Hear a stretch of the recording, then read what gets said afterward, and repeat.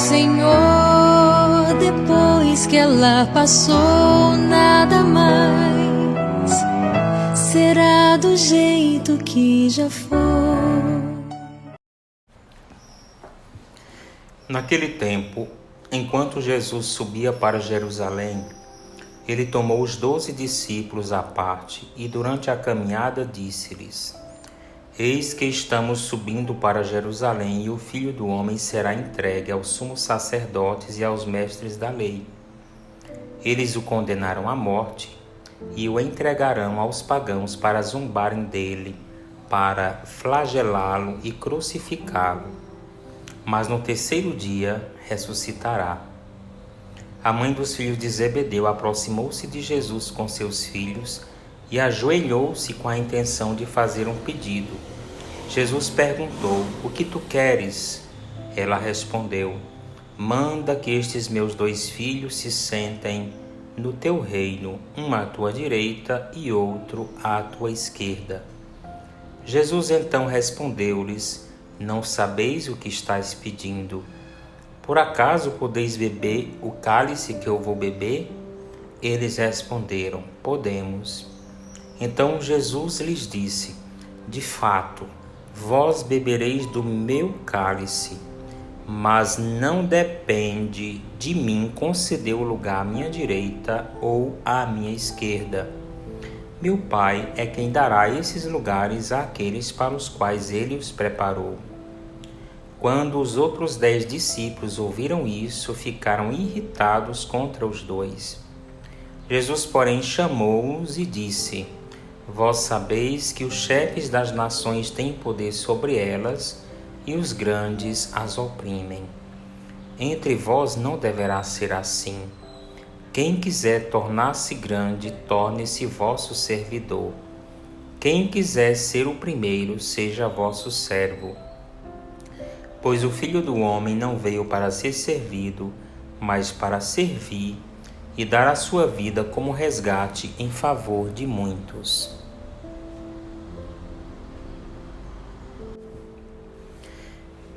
O Evangelho de hoje marca o terceiro anúncio da paixão, morte e ressurreição de Jesus. No primeiro anúncio, Pedro repreendeu a Jesus e quis impedir que ele fosse a Jerusalém. Capítulo 16, versículo 22 de Mateus. No segundo, os discípulos ficaram muito tristes. Capítulo 17, versículo 23. Neste último, a reação dos filhos de Zebedeu mostra que nem os que estavam próximos do Mestre conseguiam compreender a sua missão. Diante do anúncio da paixão, morte e ressurreição, que é feito de forma gradual, o Senhor começa dizendo: eles o condenarão à morte, Então, sendo anunciado de forma gradual, se espera que os discípulos vão compreendendo aos poucos qual seria o destino de Jesus. Inicialmente, Jesus diz que ele seria morto pelos anciãos em Jerusalém, depois que seria entregue nas mãos de homens que o matariam. Neste terceiro anúncio, Jesus é mais explícito. Indica os culpados, os chefes dos sacerdotes e escribas, colocando neles ativamente a responsabilidade por sua morte. O condenarão. Provavelmente, quando a mãe se dirige a Jesus, quem faz o indecoroso pedido, a mãe, porque seria de tamanha gravidade que não poderia surgir de dentro do ciclo dos 12. Então a mãe faz em favor dos 2 filhos. De qualquer forma, a mãe dos filhos de Zebedeu é em outro lugar mencionada no Evangelho de Mateus, capítulo 27, versículo 56, por ocasião da crucificação, pelo que se imagina que era uma das seguidoras de Jesus. Que foi que a mãe pediu a Jesus que um filho se sentasse à esquerda e o outro à direita. No geral, na linguagem bíblica, o que está à esquerda tem menor valor do que o que está à direita. Nesta passagem, esta imagem ganha menos força. O importante é que os discípulos estão disputando por lugares de poder no reino de Jesus. Isso mostra que ainda estavam ligados a uma visão messiânica terrena de Jesus, esperando que Jesus logo se manifestasse como Cristo e instaurasse um reino não tanto celestial quanto militar e político. Assim apressam-se para garantir os seus cargos, Os discípulos dizem que podem beber do cálice do Mestre. Esta simbologia de beber do cálice é esclarecida na agonia no horto, Mateus 26, 39, quando Jesus identifica o cálice com a sua morte. Jesus não responde à mãe, mas indaga os discípulos em uma maneira típica de ensinamento no mundo judaico. A questão de Jesus parece que busca trazer à luz a ignorância dos dois irmãos, que prontamente respondem afirmativamente, mas provavelmente pouco entendem do significado das respostas que eles deram. Se o pedido dos irmãos é fruto de uma visão política do messianismo, então Jesus resgata novamente a dimensão celeste do reino. O meu reino não é deste mundo, o reino é de Deus.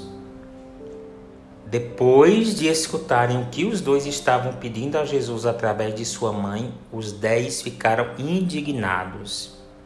Por quê? Porque os dois se antecipam em garantir sua vaga no reino de Jesus. Por isso que os outros ficam indignados.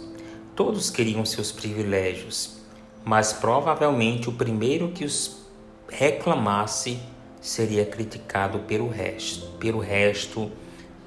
restante do grupo. Jesus então aproveita para enfatizar que o Filho do Homem ele veio para servir. Então este é o papel de todos no reino dos céus, servir. E dessa forma ele não se dirige somente aos filhos de Zebedeu, mas a toda a comunidade dos discípulos. Usando essa imagem de dominação do mundo corrente, Jesus mostra que o grupo dos 12 forma uma classe diferente do que geralmente se vê, e o que os deve caracterizar é sua doação por todos. Então é de se esperar que entre os cristãos haja um relacionamento, haja uma capacidade de lidar com os privilégios e o poder de forma diferente daqueles que não são do grupo dos discípulos, que não são cristãos. Então, o evangelho de hoje ele nos convida a pensar que o reino de Deus ele não é construído com relações de poder, com estrutura de dominação e cargos. Na verdade, as estruturas funcionam para que possamos servir melhor àqueles que necessitam. Na Quaresma, nós somos convidados a olhar para as motivações do nosso trabalho pastoral, meditar a respeito do tipo de relação que nós construímos. Como têm sido nossas relações? Quais são as motivações pelas quais nós construímos e mantemos as nossas relações? Tanto com Jesus quanto com os nossos irmãos. Quais são as motivações? No reino e no trabalho pastoral, a finalidade de todos os batizados é servir e não é a busca de poder. Como nós precisamos nos converter nesse ponto?